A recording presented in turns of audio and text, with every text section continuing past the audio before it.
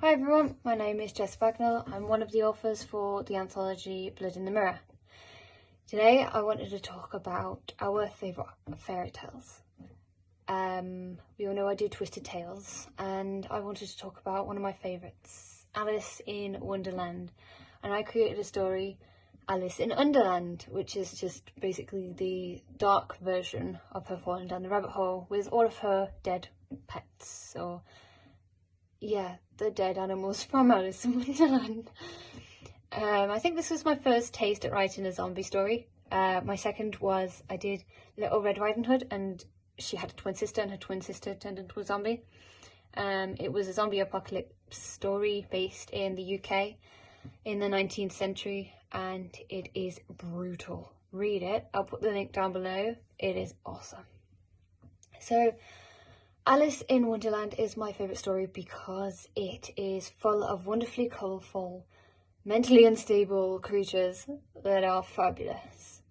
And I especially love the little caterpillar. Mine, it's just something else. I'll read it for you. That might be the best way. Alice tumbled down into Underland. As the stories foretold, she was acquainted with the White Rabbit, as indeed foreseen. However, they got it wrong, for the most part, that is. This takes on a more sinister twist, for this rabbit was white indeed, but not whole. His face was only half there, and the other was amiss. His flesh hung from his empty sockets and around his droopy jaw, for his bone was visible and raw. Alice was taken aback by the horror she saw. Underneath the guise of death, she recognised the beast that was once her pet distinctly. She attempted a kinship with the White Rabbit, and the rabbit hobbled forward.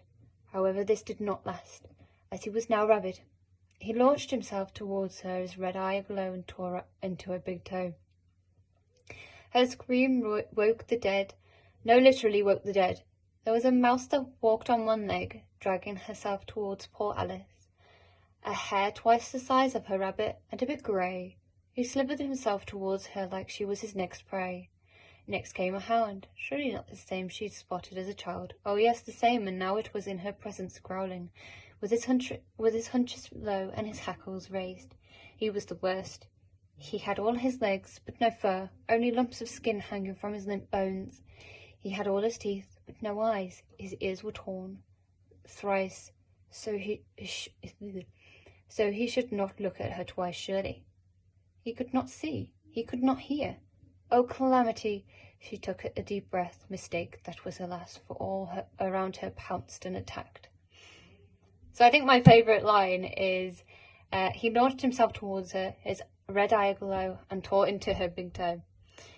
Yeah, I tried for a bit of comedy there. I'm not sure if it works, but it makes me giggle every time.